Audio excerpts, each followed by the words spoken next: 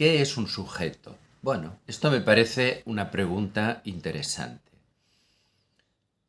Lo primero que diría es que un sujeto es un cuerpo vivo, con capacidad de autoconciencia y que tiene además una lengua para hablar de sí mismo y para hablar del mundo.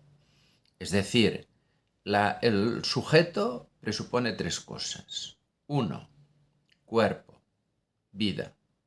2, autoconciencia. 3, lengua. Por lo tanto, tal como lo entiendo yo, solo hablamos de sujeto y de subjetividad cuando nos referimos a los humanos, que en principio son los únicos que tienen esta capacidad reflexiva, aunque evidentemente los animales también tienen un lenguaje con el que se comunican, ¿no? Pero no tienen esta lengua, este lenguaje simbólico que construimos a través de diferentes lenguas. Bien, esto sería lo primero. Lo segundo, hay subjetividad cuando hay, como he dicho antes, un sujeto que desde el habla es capaz de hablar de sí mismo y es capaz de hablar de su mundo.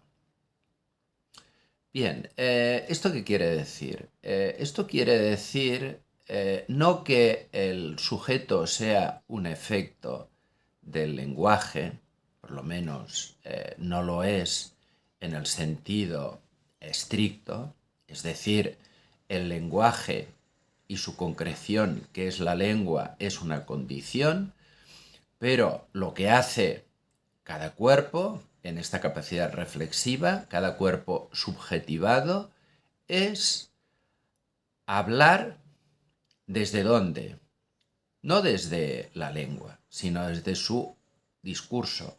Es decir, habla desde de lo que él va elaborando a partir de la lengua que dispone y que él, de alguna manera, estructura, desarrolla, elabora a partir de su experiencia.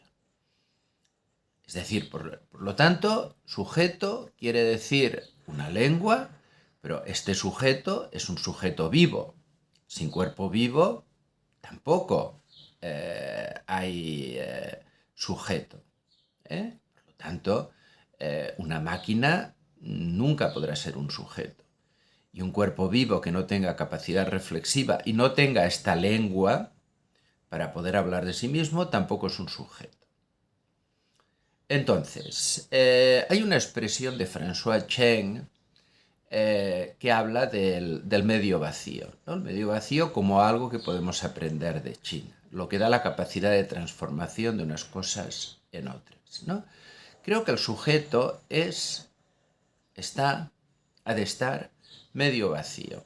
Es decir, como nos enseñó, por ejemplo, el psicoanálisis, más en concreto Lacan, el sujeto siempre está en falta, o incluso la filosofía, por ejemplo, con Sartre, como el sujeto como un ser para sí, que se va construyendo, siempre está abierto, nunca está acabado. Un sujeto nunca está acabado. Incluso podríamos coger la expresión de François Julien de la descoincidencia. Un sujeto no coincide consigo mismo. Porque el sujeto del enunciado y el sujeto de la enunciación son diferentes. Porque este sujeto de la enunciación, del que hablamos, se tiene que hablar como algo abierto, como algo en proceso, como algo no acabado. Es una ilusión. Y quizás esta sea una de las ilusiones más negativas que tenemos los humanos, ¿no? Esta necesidad de vernos completos, acabados, ¿no? Y esto es la fuente del narcisismo. Este es uno de los peligros que tenemos los humanos. Y esto también lo señaló Buda. Es decir, creernos acabados, querernos como acabados. Nunca estamos acabados. Siempre estamos medio vacíos, pero tampoco estamos vacíos del todo. O sea, el sujeto de la enunciación no es, como planteaba Descartes, un sujeto vacío, que habla desde la duda, es un sujeto que habla siempre desde su experiencia, porque esto también lo enseñó Heidegger. Somos un ser en el mundo. En el momento en que nos constituimos como sujetos, es decir, en el momento que empezamos a hablar de nosotros mismos, ya estamos en el mundo, en relación con el mundo, en una experiencia con el mundo, manipulando cosas en el mundo. Por lo tanto, esta subjetividad es algo tardío, ¿eh?